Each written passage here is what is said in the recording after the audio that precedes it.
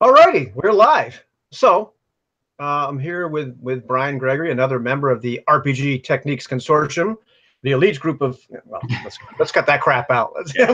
we talk about techniques and RPGs and whatnot. But I really wanted to have this discussion with you because as we, God, I forget how, it's one of those things where you're like, how the hell did this start? This discussion, and I think it might have been the Ron Edwards sandbox video. I might have started talking about it, and at some point, I think it was your illusory terrain #2 video that we started really going down this rabbit hole, where at one point I think we both might have thought the other guy was crazy, and then we started to realize like where our different perspective might be, which I thought was pretty cool. Yeah, I mean, at one point in the conversation, I was like, okay, I kind of think our approaches are a little bit different, and we're trying to get towards a similar experience. And I just started to change. I was like, well, okay, instead of trying to like find out where we agree, I was like, okay, now I need to go back and look at the comments we've made, and now I want to find out, well, where exactly it is that we're different, Right? And try and come at it from that angle instead of saying, sometimes it's easier when you ask about, going out to eat. Instead of saying, what do you want? You should ask, what do you not want to eat? Because it's easier to eliminate the negative thing, or the thing you don't want is a little bit easier to get at. Right, exactly. Yeah, no, and if you go out to eat with me, everything's on the table, so I know how. I don't know how. It's funny. I thought about it too, because there are like members of our group or other people that we know that have, it's obvious like they have a very different opinion. It's like black and white. And I'm not going to name them, but there's people that like that like it's clearly there, but like this difference seemed to be a lot more subtle, and that's what to me made it much more interesting. And I really appreciate the as new as it is, the relationship we've kind of like had over time as we've pushed each other here and there, because it's very civil. That's I've always gone away from a lot of those conversations like thinking like and sometimes I don't respond because like I haven't figured this out yet. Like there's some things you've left hanging from months ago. I'm still like, I'm not really sure yet, what to say about that, which is cool, Well, and sometimes you have to. You can't, when you see you don't want to be knee-jerk about it. Right. Because I think, and that's one of the things that we kind of benefit from, is that we do have a lot of people who the people who participate a lot, let me say that if they're going to say something, they probably aren't going to do it within the first minute or two after the video has been done and posted. They'll probably wait a little while and simmer on it, Right, but I've been guilty of like a knee-jerk response, make a comment, and then be like, you know what, that's probably not appropriate for me to do, especially in this group that we have, because it's pretty small overall membership, but the active membership is even smaller. Right. Exactly. So if you want, like we can, what finally ended up happening in this discussion was I made this one rather long post about like what my primary intention was, and then what was really cool is you went back and you paraphrased all that, and by doing that, I think it really brought the similarities, but the subtle difference and the sharp focus. So I don't know if we want to go over this line by line, or whether you just want me to read my whole one out first, and then you can read yours, and we can just like look at it that way. I'm not sure. I don't want to spend forever on that, but yeah, I know. Why don't you just go ahead and try and pick some stuff out? I mean, instead of going line by line, let's just kind of break it down. Okay. Start at the top and kind of work our way down to the bottom. Yeah, I mean, originally, I wrote my primary intention is the in-character experience, to be this character in that world, whatever this character in that world is. I have zero interest in creating a story of a recognizable type, or in creating a story at all. And let me see if I okay. Whereas you wrote like your prime intention is to have an in-character experience, to be this character in the world. So far so good. Yeah. I do have an interest in creating a story of a recognizable type, dependent upon the system, setting, and the well-known accoutrements we often discuss here. No matter how big or small the box, I will play in it. And we were talking about sandboxes too. Yeah. But that was an interesting, like, because we seem to be like bumping heads every once in a while, but it's not that I dislike when a recognizable story emerges, but it's not a primary intention. Are you getting an echo? I am. Okay. It's possible you might have to mute your mic when I talk. Yeah, I'll probably have to mute my mic again. So to kind of go back to that a little bit, it's it is pretty much the same goal that we're kind of going at. We both want to kind of have that I am playing the character, or I am in character, or as Anthony had mentioned, as character experience. For me, and the story, the part for me about the story doesn't really come out until you get down to where the second paragraph for me starts. Right. And for me, it's not the recognizable story, because, and I made this comment to Anthony in the video, when authors get asked that question about, can I use my game as inspiration for a story, their general response kind of is something similar to, well, it's probably not going to be a good story, but it probably has the elements of a good story. So for me, the transcript it's not going to be readable, because you're going to have to sift through the chaff to find what you could say is an element of the story, whatever is going on at that point in time, this particular scene, or whatever it is. And that's where I also use that out of character reflection, because for me, even when I play in a game, I always spend 10 to 15 minutes after I get home, or we stop the session and people break up and they take off, to, kind of think about, what is it I did?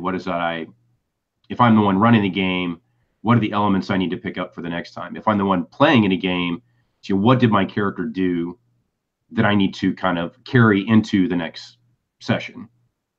How do I continue the story? If it's not a defined moment, especially if it's not a defined moment, like we come to a break naturally, that's pretty easy to do. But if we have to all of a sudden, Bobby's got a phone call and he's got to go, okay, we got to break up the session. Well, what is it I was participating in? What was my activity? And how do I keep that in-character experience in mind when I come back?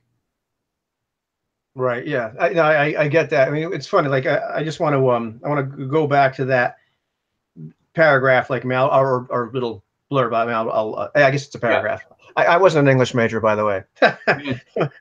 So what I wrote was, when we look back, the transcript of events may or may not reveal a recognizable story arc, character arc, etc. And by etc. I meant, elements, story elements. To me, this is irrelevant. It can be satisfying to see the change in my character or in the other characters, but it's merely a point of interest. It is not and never was the goal of play for me. Where what you wrote was, when I look back, the transcript of events should reveal elements of a recognizable story, character arcs, etc.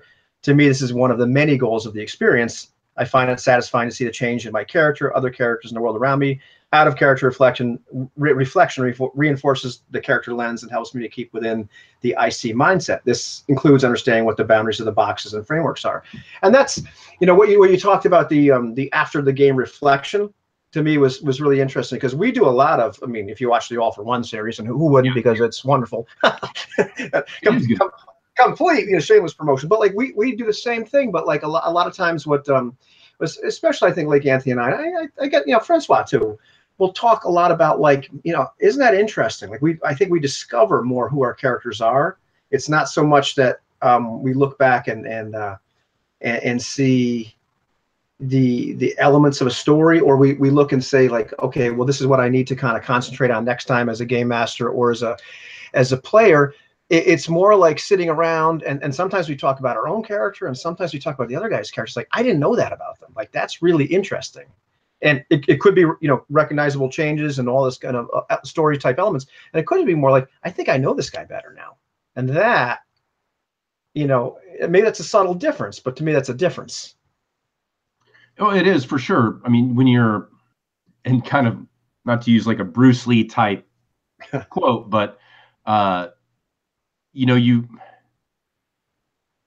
when you're playing in the moment, you really can't make it's hard to make that kind of conscious decision. You have to reach that kind of comfort level flow state that you're playing the character on instinct. You're making those reactions and choices on instinct based on the information you have in your head, and that's why, I don't let, and we'll get to that probably towards the end, the external conditions, I don't let those affect me at all, because if I do, then that's something that my other the split brain has to deal with now is that the player brain is always thinking about this outside requirement, right. Whereas the player, the character brain does not. So it's trying to get those two to run in tangent with each other. The character brain is acting and reacting and speaking and making actions. The player brain is acting as the governor to help maintain the control, not letting it run rampant, just blathering at the mouth, kind of like I am right now. But right, I get it. Within character. Yeah, I mean, I think I have that player brain going on too. I mean, it's not like that's unique to somebody with your perspective. But let's see. Let's see. The next little thing I said, I wrote, in-character experiences are possible in many games and with many intentions for play. However, when the in-character experience is a prime intention, any outside considerations affect how it feels to make choices. And I'll go on the next one because I think it continues the thought. If there's an expectation that there will be a character arc or a story, if the mechanics of the game require it, then the nature of my choices has changed. And you wrote, even with the IC experiences as a prime intention, no outside considerations affect how I feel when making choices. As these outside conditions become intangible, a system gets out of its own way, etc. Because I expect there to be a character arc or a story, I'm free to let the subsystem run unconsciously. This allows me to dive into the character, to play moment to moment through the entire lens of the character. And actually, I'll just continue it because it really completes it here. By relying on instincts and acceptance, I will recognize the time and place when important developmental decisions are to be made. This acceptance extends to the bounding box of the system by which the game is played. Which is interesting because I wrote at the end, when I play Philippe in All for One, I'm free to make all the choices based upon what this young musketeer would do. His choices are his and his alone. When I play Tess in the Veil, I can be in character a good deal, but the choices I make are tainted and artificial, as I always have the specter of an expected character arc hanging over my head. Tess's choices are not her own. She must ultimately surrender to the higher authority of story and her character arc. So I think we both can operate under those conditions, but somehow my perception of that requirement, mechanic or whatever, affects me differently than it affects you. Somehow you're able to be more zen about it, or if there's something, there's a different intention that allows that to kind of work better. Well, I kind of include that as part of buy-in. Right. If I get invited to a game and somebody says, okay, we're going to play Mutants and Masterminds, or we're going to play Villages and Vigilantes, I know there's a huge group of things I'm buying into when I say, yes, I want to play in this game. And that's why I can view it as the system can tell me what to do. And as long as I have that, if I read the book and I have a pretty decent understanding of what the system is asking me, to play within this boundary, then I can say, okay, I accept that. And I can go into the game knowing that even though it is expected for me to do this, it's still my freedom of choice to choose what the appropriate time, what the appropriate series or particular event is going to be. So it's not like you have to say, okay, by Act 3, your character has to have, addressed his ghost, and, now you've got to come up with a new one for Act 4, and, so on. Like I said, I really just, when I say stuff like that, it really does include that buy-in. There's a huge amount of acceptance when you stepping onto the plank to do the improv. I'm going to buy into every concept that has been presented for me. If there are house rules, then that's fine. But if they alter or change the system, those are things, blah, blah, blah. Everybody should be informed about what we're actually playing, so that the plank isn't pulled out from underneath you when you start. Right. Right. Now, it's funny because I think the experience with the Veil, which we still, where it's on hiatus because, just scheduling things, and, Anthony had some stuff going on. but it's funny because Anthony and I and Same Old G started this experiment, and we went in with buy-in, and I think Same Old G was able to come in. I suspect he's a little bit more okay with the out of character experience in general, much more comfortable with it, because I believe, like Anthony, I went in with complete. This is what we're going to do. We want to have this experience, and you can see us, especially when we're talking after the sessions, like the looks of pain and consternation on our faces, and we're like, I know this is what I'm supposed to do, but it feels icky. There's something about playing my musketeer, where it's just I can completely get immersed in that.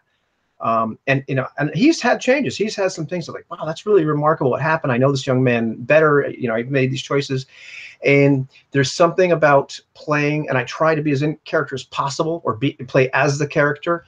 But there's, I have the buy-in. I try to have as much acceptance as possible. I want to have that really authentic experience of that game. Like our friend Jason says all the time, I want to be authentic. And there's that moment like, man, that just feels wrong. Well, and there was an afterwards where Anthony and I were kind of talking, and we talked a little bit about PBTA. And I've watched the Faces of Consternation as you guys have played, and it does seem like a foreign concept, even to me, that because the example he used was, okay, so you've got to go out and get in your truck to go to work. Well, now you've got to roll, 2d6, blah, blah, blah. And I'm like, well, why is getting in my truck something that would trigger a move? Well, because you have to think about the whole string of events at one time.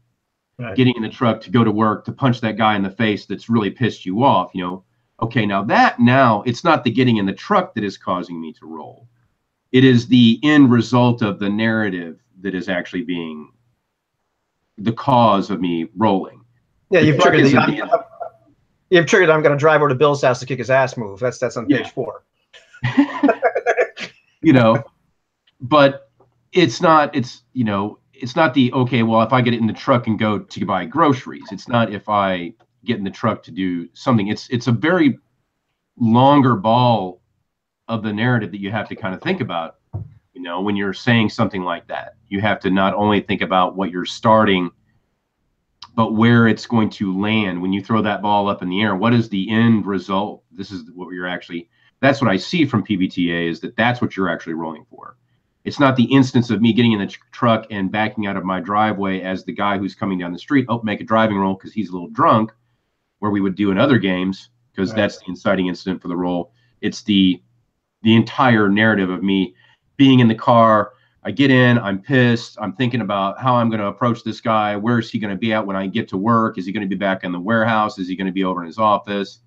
So you narrate into that, and then the end result is I bust in his office and I punch him in the face. Right.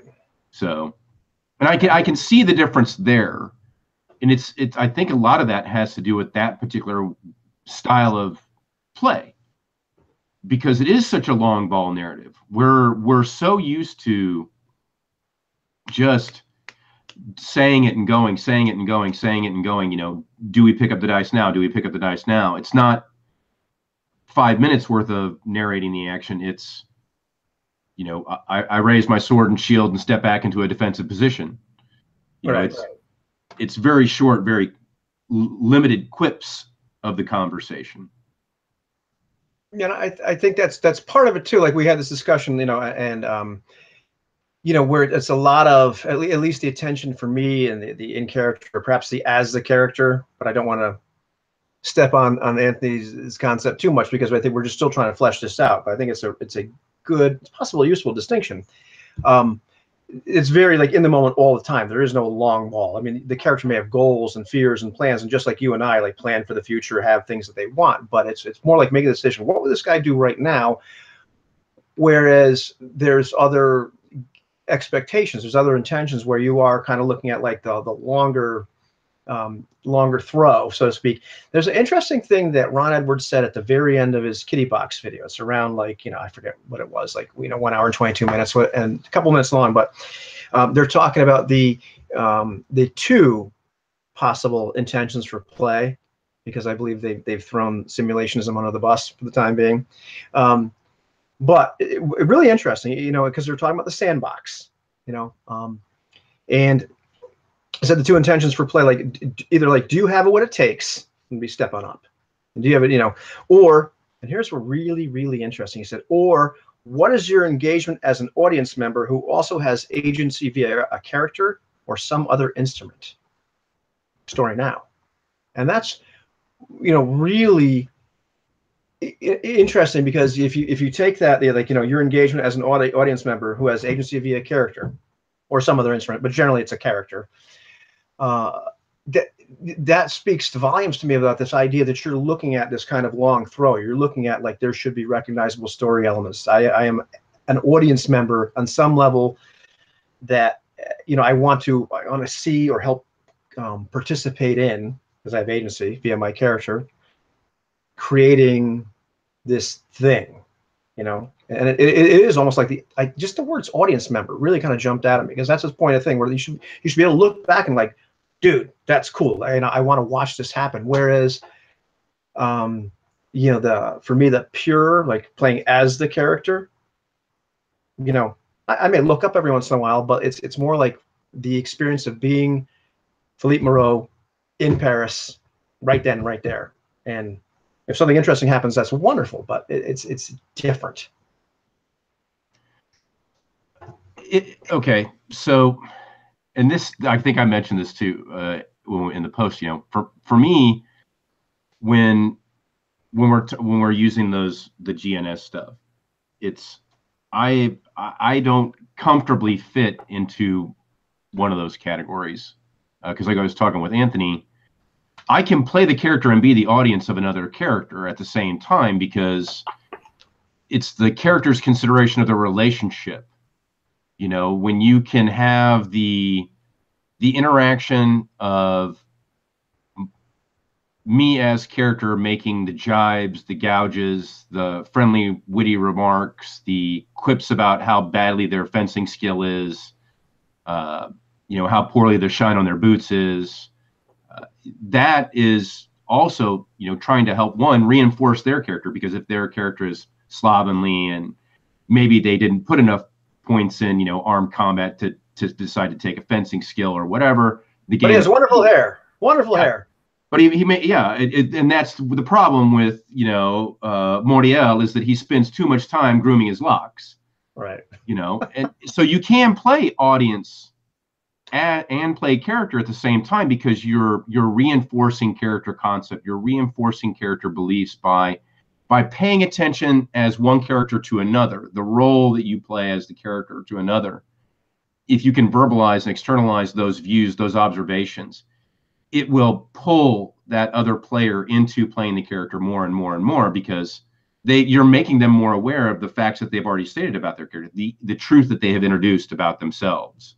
Right. And I believe that Ron would probably argue that that's my intention, because our all for one game all the time, like, those guys are a hoot to play with. Briscoe is hysterical. Francois is like a master at doing that. And Martin, same thing. Like, so we do have fun watching each other. Like, because I had to think about that statement for a long time. Like, because I was thinking specifically about the all for one game, because that's the one that's probably the most consistent, even though we hardly ever play it. But but one of the most satisfying ones. And to me, it's still. It's just a little bit different. I get what he's saying, and I enjoy watching these other guys, but I just don't feel it quite.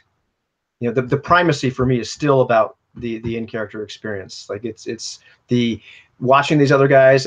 It's more like it's like the relationship between these characters. I enjoy these other characters, but it's not. I could give a rat's ass if we create story elements or recognizable story elements or anything like that. It's just I enjoy these characters. And just like in real life, I enjoy my friends. There's people I love hanging out with because, for every reason, they're entertaining, they're good guys, or they have integrity, whatever it happens to be. Okay, so just kind of talking a little bit about story. I've never thought of that exercise as having to obtain a certain level of gameplay. That for it to be interesting as a story, for it to be have interesting story elements. It doesn't all have to be about the encounters, because looking at it from a literary aspect, I find myself enjoying more of an author's work when they're telling the story about the campfire, when it's just these brigands camping and trying to get from spot A to spot B, and this is a snapshot of what happens, that night. This is what they talk about. This is what they reminisce about. It's kind of that some look backward, some look forward, some, address their current situation. To me, that's also story. It doesn't have to be just a strict, let's roll initiative, and the story of this episode is about this combat, or, getting into, or, past this door. It has to be very complete. It's more than just the action. It's the relationship that makes the characters interesting to each other, that it wants you to play with that character, because, man, that guy is just a hoot, both as a player and when he plays this character, because the character's personality and his personality really gel together, and it comes out very well, Right. I was thinking that as like the Jaws phenomenon. The movie has nothing to do with the shark. It's about these three guys on a boat. So that's I get it, and to me, I don't know, to me that's just enjoying the other characters, but it's, you can make an argument either way, I suppose. It's kind of a subtle thing to kind of tease apart, but I get it. I mean, I enjoy that kind of experience. Well, I'm sure by now you've probably got to the point to understand that I have a lot of gray areas. I and that's what I think. That's what I don't know when the inception of Anthony's idea about the is and as came up. Yeah. So I don't know if maybe our conversation maybe had some kind of impetus about that. Because that's very recent. Like literally, I think he actually put it to me. Yeah, they were both right on the heels of each other. And because when he posted, I was like, I immediately went back to our conversation. I was like, is this what he's talking about? Yeah, I think it's more the primacy of being like, as the character. I mean, because we can shift. It doesn't matter what game I'm playing. I can go in character, out of character all the time. Hell, if I'm playing Astonishing Swordsman and Sorcerers of Hyperborea, I mean, Christ, I gotta go out of character all the time. How many dice am I supposed to roll? What's the modifier here? All this other crap, and then in the Veil, there's a lot of out of character stuff. But like, there's a huge chunk of time spent in character. But there's a difference between that and playing as the character, and that's something I think we still have to hash around. And I don't want to steal his thunder. So. No, I don't want to either. But speaking of gray areas, I think this would be a great segue into the bar, into Bobby B's bar. Okay, yeah, Bobby B's. this is more like germane to the sandbox, because you guys were talking about this, and we were talking about this in the group too, and I for the most part, like, I agree with you about the whole thing about the sandbox. That there's boundaries, like all for one, we're playing in Paris. That's the point.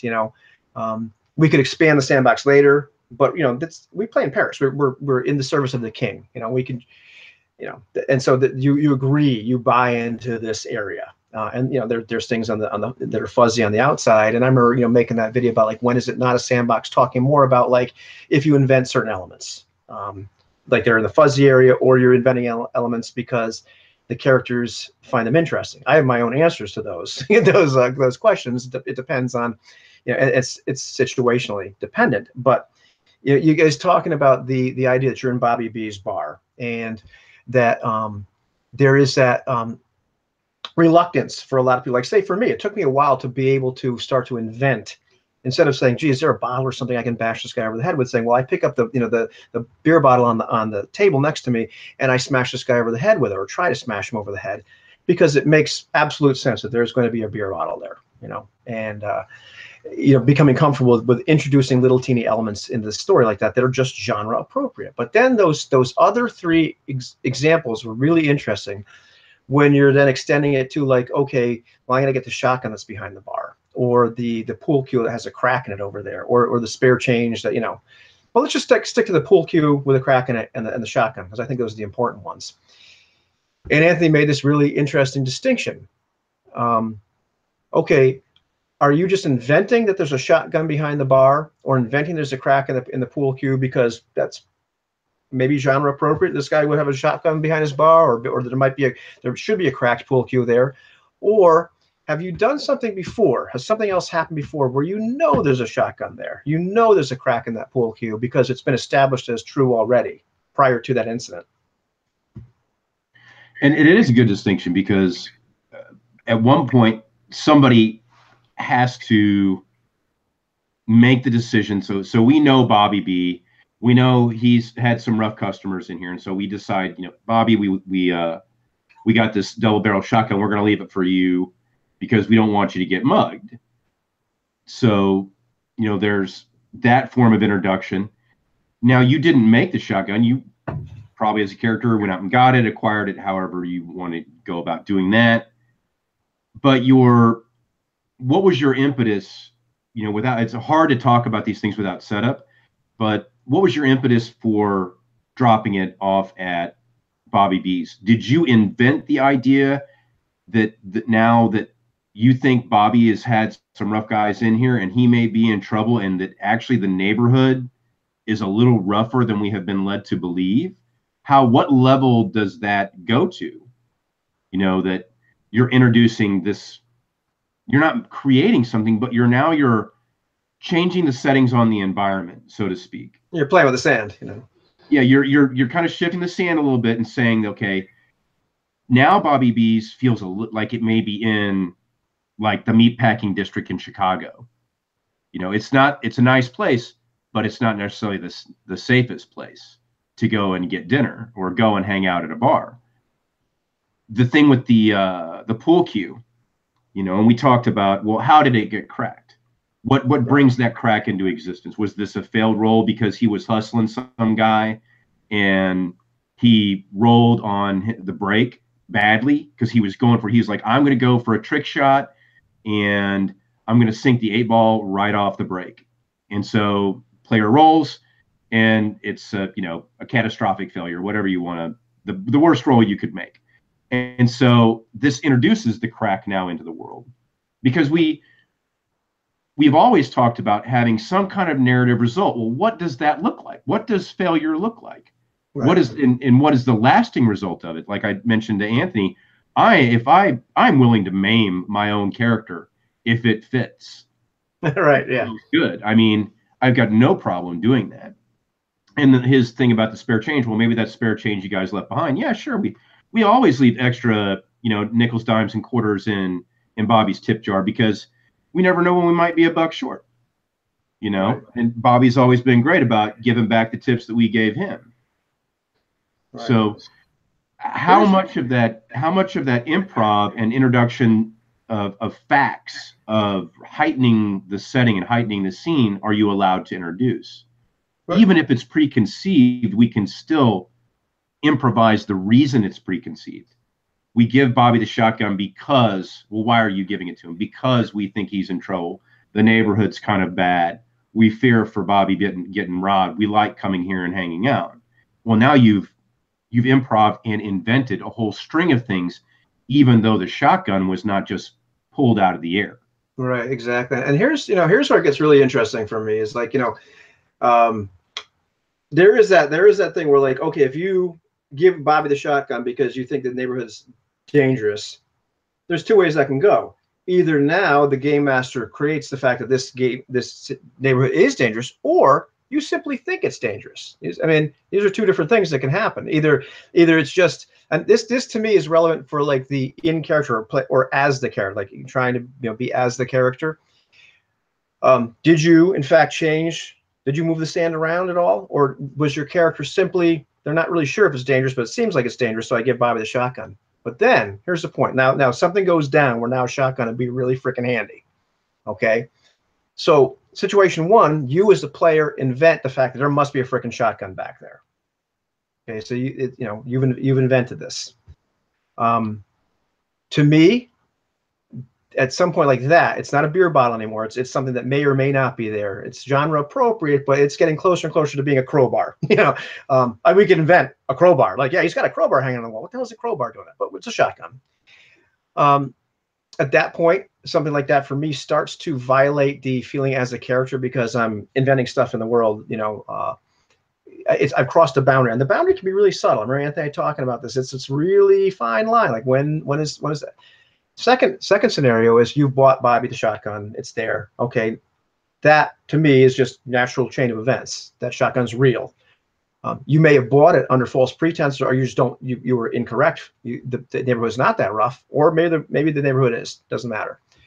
Third scenario, and here's where it gets weird. This is like where the Anthony's video, the Blackleaf has other ideas. One of the times where you start to cross the streams here is the players start to look for something behind the bar, and as the game master, you go, you know what would be really cool? There wasn't a shotgun there a second ago, but now there is.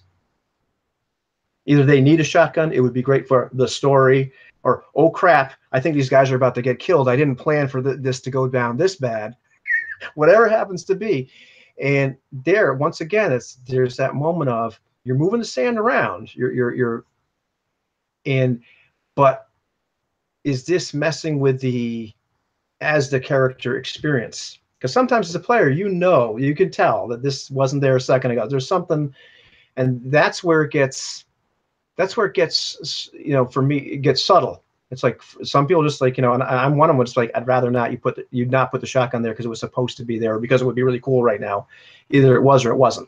And this is like one of those moments, like when is it okay to invent stuff? When isn't it? Well, there is a tool that you can use, and so that's the unnamed thing. When you're going to frame something, and like in Anthony's example where he talked about, well, if Samuel G was here, he would say, I look around for the heaviest thing that I can use as a weapon. Right. So you're stating an intention, but you've not named the thing that is going to appear for you to utilize. So you could say in that instance, when the crap hits the fan in Bobby's, I dive over the counter, and while I'm crouching down behind the counter, I'm looking for something to use as a weapon. That allows you're stating that there should be something here I can use that's handy, but you're not actually pulling that item out of the air and placing it in scene. You're not really fully violating it, but you're calling attention to the fact that this is appropriate. There should be something back here I can use. I just don't necessarily know what it is. Right. So now, kind of like passing the stick back. I don't think agreement with the idea is, agreeing on the cool thing. I don't think it's a bad deal. For me, it doesn't violate when I'm trying to do that, playing in character and saying something like that. For me, because I'm trying to keep it within that context. If Bobby B's was a Friday, TGI Fridays, I'm not going to say that there's a shotgun behind the counter. Could be. But yeah, if it's in the hood, but TGI wouldn't be in the hood. Okay, I mean, that's why very isolated examples are hard to break down like this, right? Because we can say Bobby B's. And I just threw that name out there during the conversation. But we don't know what kind of neighborhood Bobby B's is in. So everything that we've been talking about so far is that now we're pushing out the boundaries of the sandbox as we're talking about Bobby's. Well, is it a bar and grill? Well, no, so far we just said it's a bar. So maybe Bobby doesn't serve food. He's just a place where you go to get, a couple of shots after work. Is it located in upscale, mid-scale, low-scale type of neighborhood? So sometimes that's the reason why these kind of very particular narrow slices are hard to talk about, because there's not enough established truth. We haven't said yes and here is what's true. Now what else about it is true? Okay, now that we have established that these things are true, let's keep heightening that. All we're starting with is Bobby B. Right. we haven't been able to do the Bobby B was the result of yes anding. Now let's talk about the truth about Bobby B. So the three different ways that it can come down, I can see very easily. But in the end, given enough information during play, I don't think that conceding that maybe the player's idea is better or appropriate would violate my in-character experience. Right, and for me, it's something I've had to think about a lot. Like even in my response video to that, I said it was something that I've really had to I don't want to say change my tune about, but I thought about it a lot because I have invented a number of shotguns and crowbars, and I have changed things to suit the cooler player idea that came up with in my gaming history. I've done it all. I've found it for me that it's more satisfying not to do that. Although you're still required in a sandbox. You don't like everybody knows this. They should. We know this that you can't invent every freaking detail. You can't invent every detail about Bobby B's even if they go there every week because it's impossible. So there's that moment where it's just like, oh, there should be whatever. There should be this beer bottle here. There's probably some kind of gun back there. Maybe he's got a knife. Maybe he's just got a freaking a baseball bat. And then it's like that Terminator scene where you decide, okay, what's behind there? Okay, shotgun. Shotgun looks good. So we all invent stuff, and the players invent stuff. You're inventing the bottle that's on the table. The game master may invent the baseball bat, or he may invent the shotgun, or whatever it happens to be. And once again, this is that gray area, which is why it's so fascinating. I was like, at what point, for you, for me, because I think the answer is probably different for different people. At what point does that creation of something out of thin sand violate, all of a sudden start to violate the reality of the world? There's that, extreme point of view where it's like, I want to be just my character, and I want this world to be a living, breathing, dynamic, real thing. Just like, I'm in the real world, and even though it'd be really cool to open my drawer over there and find $10,000 in it, I can't invent that. and the cool RPG guys, because maybe my whole life is nothing but an RPG, they can't invent it either because it wasn't there a second ago. And that's extreme, but you get the idea. But I think for every single one of us, where there's a line, like when is it okay to invent this and when is it not? We kind of talked about that a little bit, Anthony and I, and really I think it comes down to the level, how big is the level of detail that they're using their agency on. Putting a bottle on the table is one thing. Saying that there's a shotgun behind the bar is another. Introducing a completely new and possibly world-altering truth, setting-altering, that starts to get pretty high level. So it's when we're dealing at street level, say, for example, street level play, I give a huge amount of freedom for people to invent stuff. It's when you start to say something about the city itself. Right. When you start to say something about the people running the government themselves, that's starting to get a little bit out of your agency. Going back, that as the box of the social contract, you can do whatever you want to control the character's emotions, reactions, behaviors, unless otherwise fiated by, a specific overriding effect. Not simply because the GM says that it happens. There has to be a reason behind the effect that causes a major shift in behavior that the player may not potentially be able to play out themselves because it's causing them to do something completely different. So as the level of detail rises in that hierarchy about, who's controlling what. If we're playing in a game where I'm running Forgotten Realms and, people start introducing stuff about the Red Wizards of Thay, and I'm like, well, no, because that's not how the Red Wizards of Thay are. That's not canon. Right.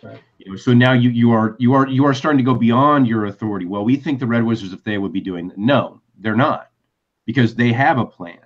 That goes back to that that big bad entity that was up north, you know, mining for that resource. They have their motivation, they have their reason for being, and their timelines that they're operating on.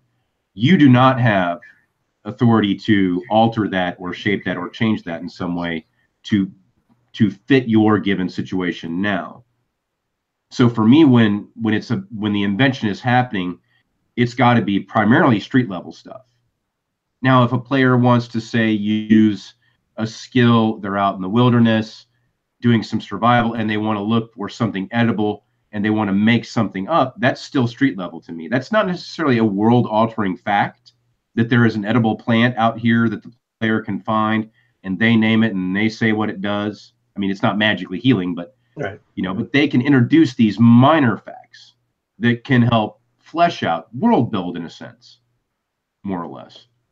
That to me is kind of the line where it starts to break immersion for me as the person running the game, that now I've given up so much control over the authority of the game and its truth that I don't know where it's going to go. And if I have to be able to help maintain that verisimilitude, I have to have a certain level of control over the authorship as well and say, you've got your toys that you can play with over there, but there are a few that are going to be select for me and me only. And that kind of goes back to that buy-in.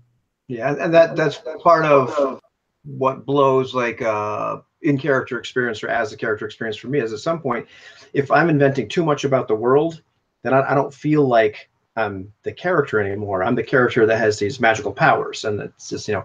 And yes, I like to play wizards. That's okay, but that's totally different. That's a totally different story. But you mentioned the big bad to the north, and I wanted to kind of go there because that was one place where you guys were talking, which I thought was really fascinating, and it goes back to that discussion about, like, you know, is something real if the players don't encounter it, or well, anyhow, so here's my 3 examples, and one really is to the north.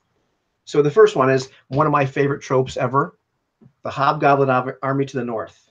They're a looming menace. They are a dynamic menace. And what I've done in probably too many campaigns is I have this Hobgoblin army, and you start to hear about it, like they're invading other cities, and the players could go up there and interact with them if they chose.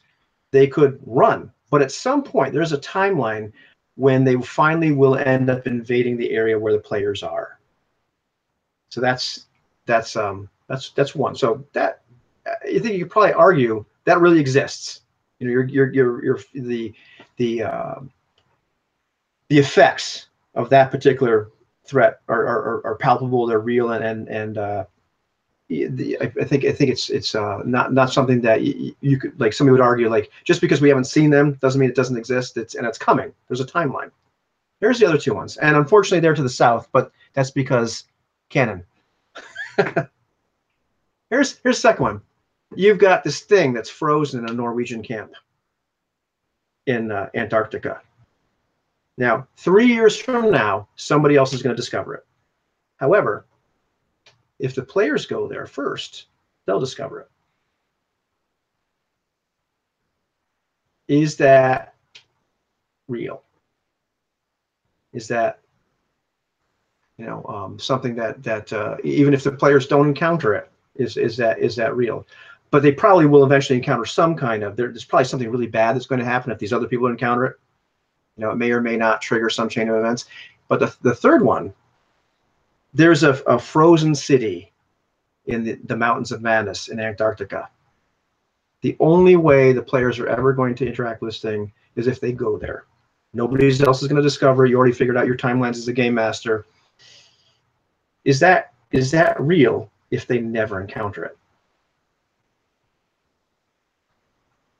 All right. Okay. So this goes back to my quip about the illusion, I'm pretty sure. Right. So the Hobgoblin army to the north. Okay.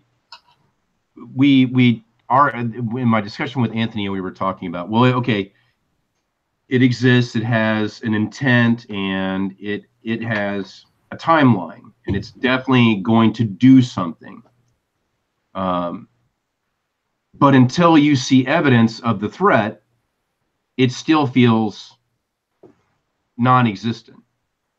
You know, if we don't see raids, if we don't see scouts, if we don't have caravans, you know, coming back half full or, you know, damaged, then for it to really be real in the world, there needs to be evidence of its existence. Not just the fact that it can be there, that it is dangerous, that it has a motivation, and it will come at you eventually. Because when we're talking about, and this is a good example, even though it's kind of tropey, but it's an army.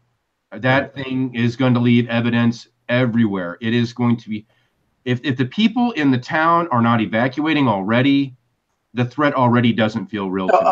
I had the refugees coming in. I'm like, it's terrible tropes. So the refugees start showing up, you know, and so there's evidence. Now, that, even though I can't see it, now I have a sense that it is real. Even though it's beyond field of vision, I have a sense that this is part of my living world. Right. The frozen thing in Antarctica. The thing. It's the thing, you know. It's the thing. It's the thing. Oh, I got that. When you said there's this frozen thing, I mean, oh, okay. The Norwegian camp, you know. Mr. Carpenter. Yeah. In 3 years, someone will discover it, or the players can find it now.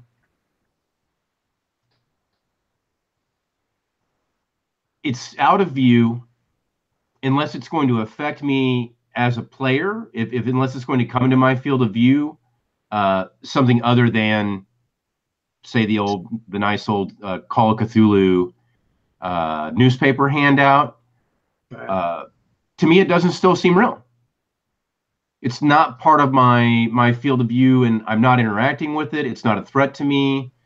It may exist in the world, but it doesn't have. It's kind of like the Paraguayans weren't too worried about the situation going on in Germany. Right. It's out there, but I don't see anything. It's not affecting me. So this is where I start to get into that. The biggest part of my gray area is that it must be within my field of view, or I must see evidence of its effect on the world. If we never hear anything about it and it's never mentioned again, and 3 years goes by, the players never go there, 3 years go by, somebody finds it and we never hear anything about it, it doesn't exist. Until that thing comes down out of the north and starts spreading, like it will, because that's a nasty beastie. Now it's becoming very real. Until then it's like that, oh, Bigfoot? Yeah, right. Kind of experience in the game. There's no evidence until there's evidence. There's real evidence. Yeah. Until there's something happening, something tangible. Frozen City, Mountains of Madness. So you have it is there. It's an established location, and you have to go to this place to find it. Yeah, it's just static. It's just static. Elder things are frozen. Like, you'd have to be the guys to discover. It's not going to be Pavity's mission. It's going to be you if you ever go there. Similar. I'm gonna place this in a similar context of a gray area with the thing. So if it's frozen in the north, the only way we're going to find out about it is if we go there. Well, is there an impetus for us to go there? What is the reason for it becoming part of canon in the world? Is there something about it that's integral to something else in the storyline or the world's story, the setting story? Because, I would say, like, it's one of those things, like you could conceivably, it's kind of insane for a game master to throw something someplace and there's no reason for anybody to ever go there. I mean, you could. You need to see my world map. but you get the idea. And I've done the same thing. And it's probably too harsh, but like, there's a clue. There's a clue. There's a spot. You go to Arkham University at some point. Maybe you end up meeting Professor Pavity. Maybe you decide to go with him. Maybe you decide, maybe you're the ones that are in charge of his funding. And if you don't go, he never goes. It never either happens or it doesn't. But it's you. And that's where that thing, you've put this marker on the map, this geolocation out here. Well, that's great. But what is it meant for? What is it doing? Are we ever going to go there? Is this for the and that's the trap of the world builder. This thing you've introduced as part of your truth as the world builder. How true is it to the players? How strong is it as part of their world's illusion? If they never see it, they don't even know it exists. So to them, it is not part of the world until they go into Arkham's library and they're, reading through some old newspaper clippings, and you come across this picture of a guy with a giant penguin. Right. And it's not like an emperor penguin. It's like the penguin is almost as big as he is. And you're like, Right. well, that's kind of weird. Maybe I should look into this article. Or what else? Is there anything else in the library that I can find that relates to this specific thing? Don't read the book. Don't read the big book. Yeah. And so that kind of like, if you're going to put something out in the world like that, you're as the creator, and this is where we go back to the designer goal, story goal, or setting goal. If you're putting something like that out there in the world, you're either doing it for one of two things. Either you have plans for it in the future that you want it to be introduced and a reason for it to be there, or you are simply doing it for yourself to fill in and color the rest of the globe. Because this area is so blank that there's no reason for them to go there. Well, there should be. If I want this part of my world to exist, I should put something here to draw their attention to it. Kind of like, well, we never knew. Purpose. Yeah. Purpose, because that's a huge thing. So I think that's a really good segue to this final little trappy thing. But here's the thing, because you brought up the really good point. Like why did you put this freaking frozen city of Lang on your map? Is it a challenge? Is it something to be overcome?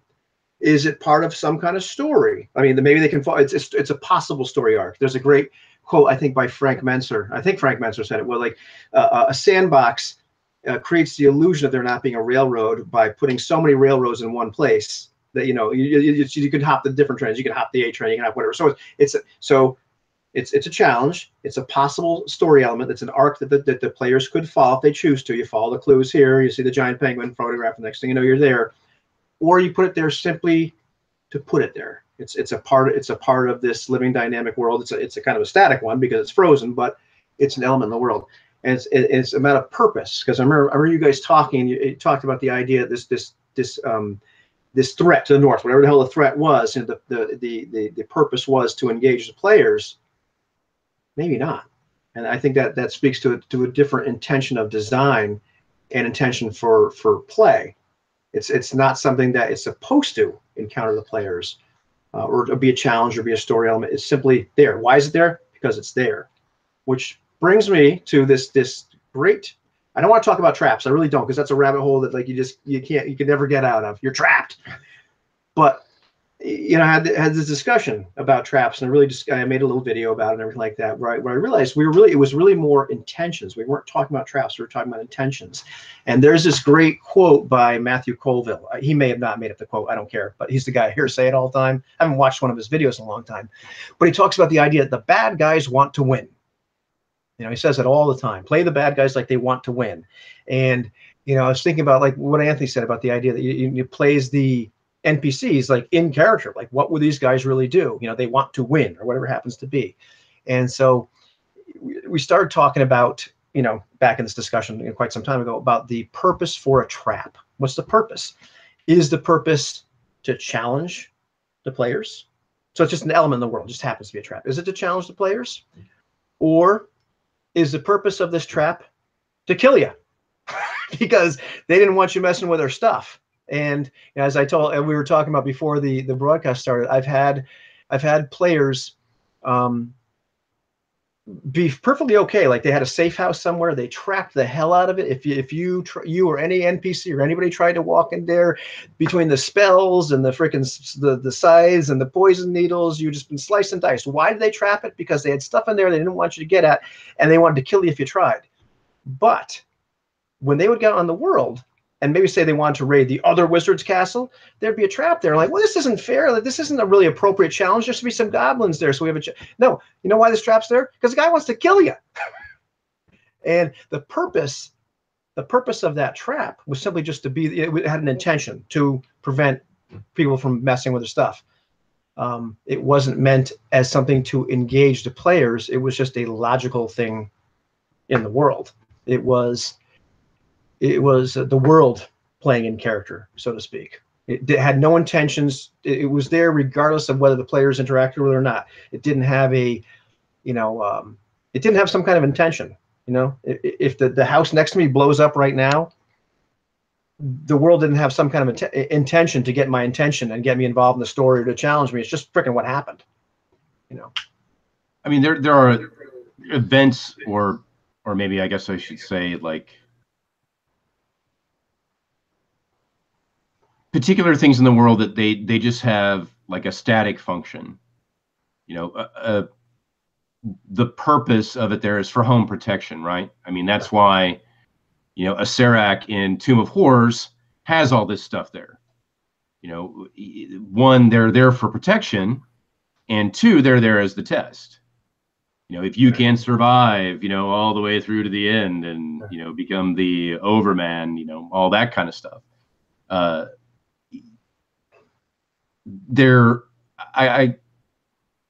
It's kind of hard to make the distinction between something being a tool sometimes. Is this tool being used for killing you specifically? Is it meant for there to be no way out, which would be more like a challenge? Now you've got this thing that is so complicated, so involved, that the only way to get through it is to challenge the trap, instead of it to just serve its function as it's here to kill you. I think a lot of the intent behind some of the dungeon stuff was possible redirection. Because there was some stuff in like Keep on the Borderlands that was put in certain areas, which really, if you weren't accomplished enough yet, forces you to go into a different direction. It forces you to change your direction of movement, to be able to get back to the back where the Gorgon is, or where the Medusa is. And it's all based on, of course, at that time, it's based on what level you are and your ability to overcome these particular obstacles. Right, you can hide behind the statues of the 5 characters you played previously, where there's just standing there. It's like, try again.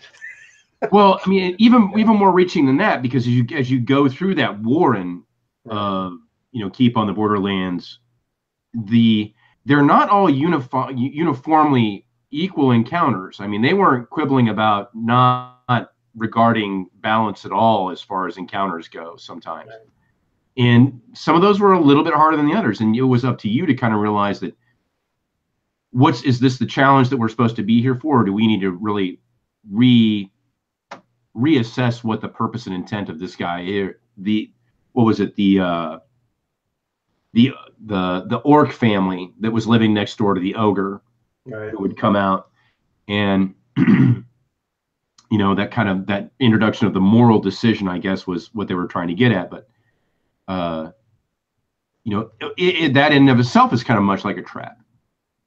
What is its intent to be here? Are we supposed to make a judgment about our characters ourselves? And then when, players do that to themselves, when they have their own allies and their cohorts, just like they would, secure their own premises with the traps. Well, it's unfair that the guy has, 6 more thugs than I do. He's got more hirelings. That's not fair. Yeah. And to me, it's the part of the discussion. It's not about, like, I mean, one of the things I keep on, you try to remind other people about, it's not about like right or wrong perspective or right perspective. It's about like difference of perspective, and sometimes it's very obvious and sometimes it's very subtle, but it's not really about the trap. It's about that and it's not really about the mountains of madness, but it's like there's this element in the world, and depending on the intention of the game master and the players, is this remote location, is it there as a challenge? Is it there as this is a cool story element? There's going to be something, something really cool, whatever happens, to be, or is it simply there because it's there? For somebody like me, it's there because it's there. That's when for me, that's when it's most satisfying. Why is this thing here? It's not there as a challenge. It's not there to be part of some necessarily a story arc. It's just that's what's there. You travel into that hex, so to speak, That's what you find. To me, it exists whether I see it, ever interact with it or not. Yeah, which is one of the reasons that it can be so difficult for me on an ethical level to like invent more details or change it, or like God forbid the players miss it, and I really thought it'd be really cool for them to encounter this freaking thing, so I move it to a different hex. Nobody's ever done that, ever in the history of gaming, you know. And I fight the urge to do that now because there was something that the guys missed in Lamentations in Prussia, and I'm like, oh, I really, really want to put it in the next town, but I didn't, I mean, there's a lot when we're talking about intentions. I mean, especially when we're doing setting designs, talking about the elements of the themes and the genre.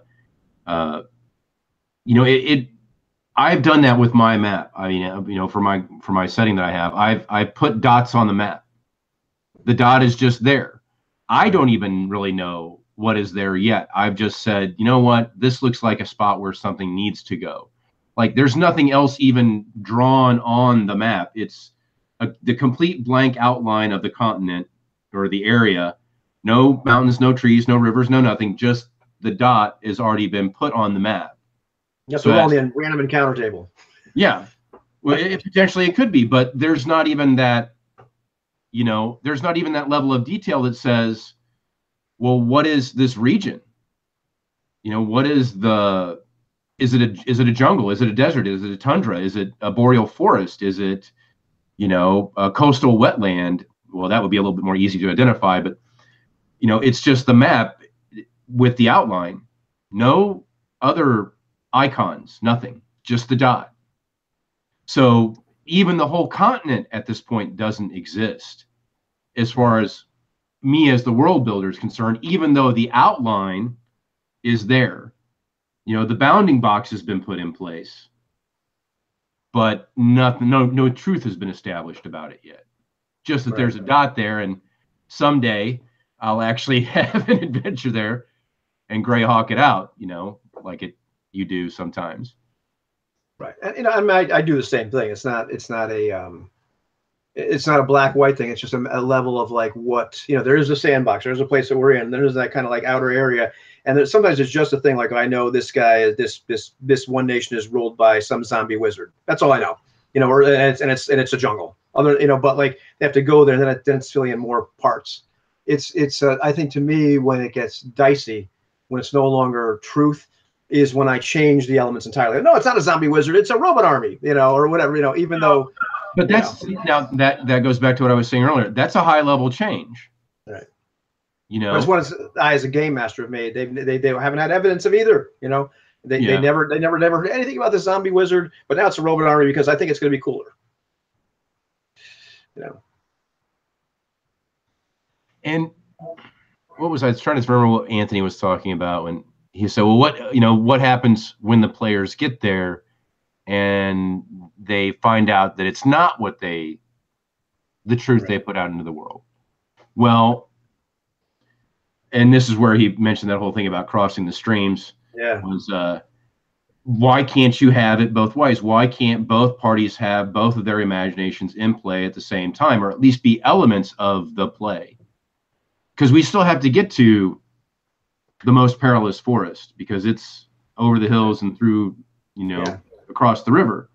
Well, between here and there, if I really feel like I need to keep my idea solid, I can still use their idea as the lieutenant, the thuggee, the reason why everybody thought it was such a bad thing to North is, yes, you did encounter, the three-headed Etten that you guys thought it was going to be with the Larry Moe and Curly Heads. Right. But in the course of you discovering him and finding this was the threat to the North that everybody was talking about, what you find out is that behind him is a greater threat. No, I kind of figured that's where you were going with that. Still don't say no. You don't invalidate the idea. You don't invalidate the input. You accept the gift of the addition of truth. You just place it in a different spot. Right. I think for me, and that's what kind of what the difference is. If I'm playing in a game where it's expected, that's what's going to happen. There's going to be and we have buy-in. There's going to be player input into creating the fabric of the world, which is like Uncharted Worlds. A whole bunch of the PBTA games, it says ask them to invent this thing, and that's part of the game. And that in many cases becomes the game itself, is in inventing. Oh, wait a minute, I can. It's even cooler. I got a better idea than that. For me as a player, if I find out that my speculations cause the game master to change things or invent something, or even if it's inventing like a minion or whatever, that's disappointing. It's like, I don't know if you ever saw the video Anthony made about like jumping the Grand Canyon. He was playing Top Secret, and he to this day he's not really sure if the game master fudged something, like changed the stat.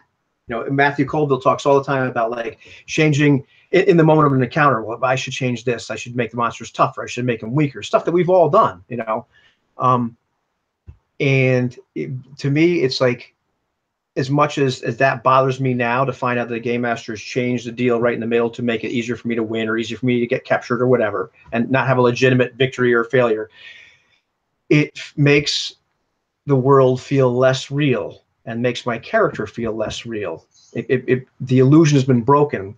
If my speculation, which was wrong a minute ago, has caused him to invent something, or her to invent something, to kind of fill that in, or that to me just feels I feel it feels less icky as a game master to do that, and as a player to find out that's been done. That to me just ruins it. So that's one of the reasons as a game master, I always just try not to do it.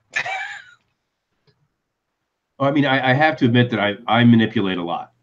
I really do work as a puppet master behind the screen to pull strings in the game to make things work, because information is so readily available. To me, it doesn't. If I'm going to run the Knolls, if I'm going to run Frankenstein's monster and there are stats for it, I should be able to change it, because anybody can look at that information about the world and say, aha, well, we know this. Yeah. Oh, I change it all the time. That's I think to me is totally different.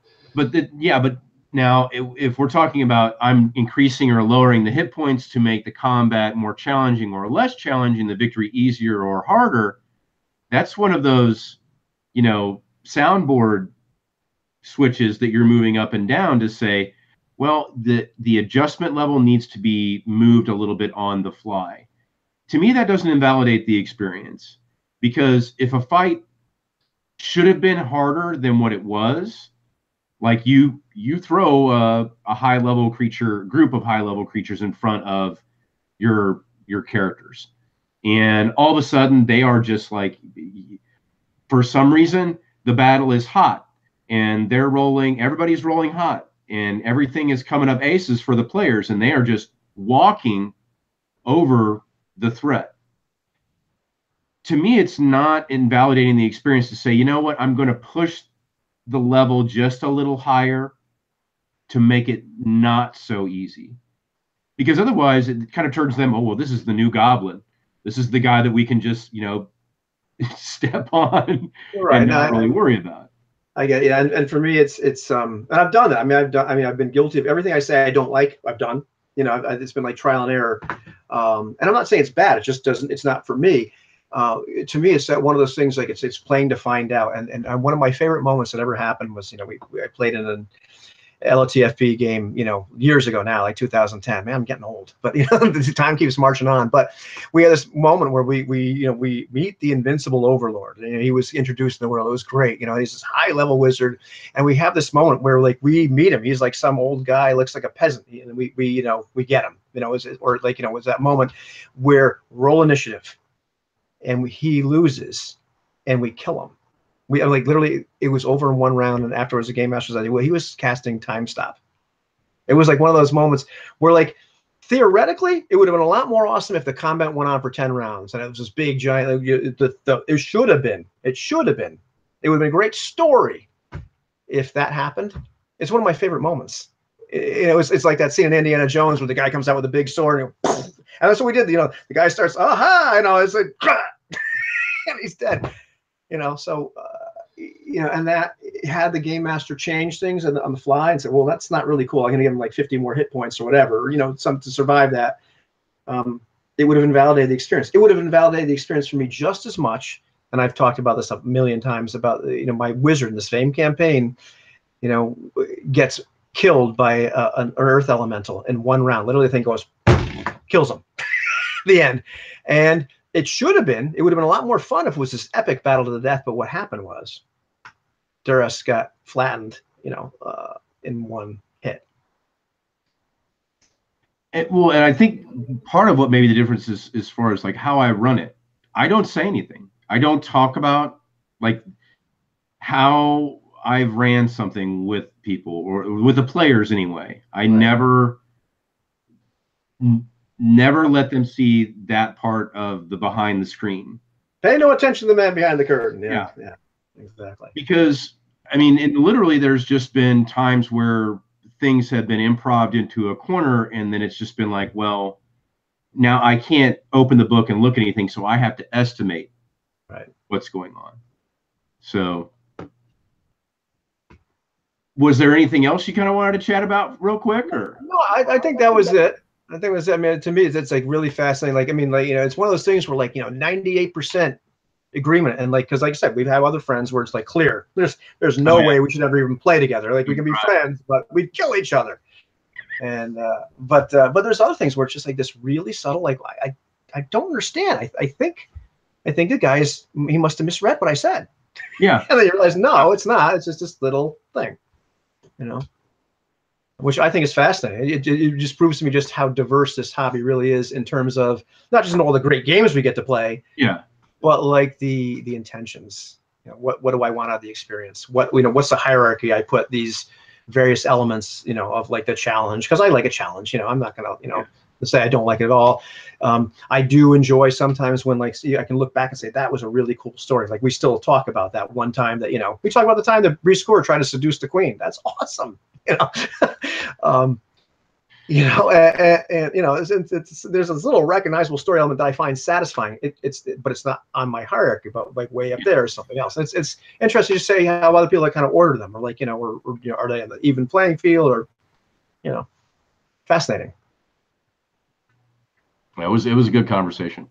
Right on, man. Well, thanks a lot for joining me. I got to do a few things today, but go back to painting your house, right? That's what you're doing today. Not painting the house. I'm painting minis. Oh, you're painting minis. That's even better. I don't know. It depends. Oh yeah, you did that. That's an X-Acto knife error, isn't it? Yeah, it was. The mistake of everybody handling a knife. Never put the blade in front of your hand. Yeah, unless you want to paint the minis red. All right.